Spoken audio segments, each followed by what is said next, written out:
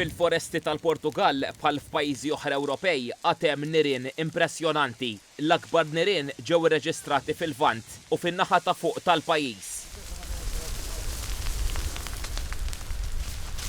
40 pumpier Malti se jassistu fl-operazzjonijiet tat-tifi tan-nar fil-Portugal. Fl-għodwa tas-Sibt ħallew Malta l-ewwel 20 uffiċjal. Il-Ministeru għall-Intern u s-Sigurtà spjega lill uffiċjali tal-Protezzjoni Ċivili Maltija se jassistu lil kollegi Portugiżi sa l-aħħar ta' Awwissu. Intqal li din il-missjoni internazzjonali qed issir permezz tal-mekkaniżmu tal-Unjoni Ewropea għall protezzjoni ċivili maħsub biex l-Istati membri jgħinu lil xulxin b'aktar ħeffa waqt emerġenzi. Fl-ajruport, iċ-Chief Assistance and Rescue Officer tal-Protezzjoni Ċivili, Michel Gallia, fakkar li din ir-raba darba li l-uffiċjali Maltin qed joffru l-għajnuna tagħhom f'pajjiżi oħra.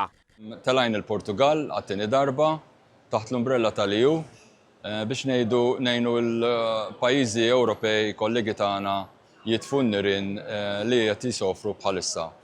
Aħna kontingent ta' 20 min nies, telajna l-15, warajna ġejjin ninbidlu b'tim ieħor ta' 20 ruħ għal 15 oħra.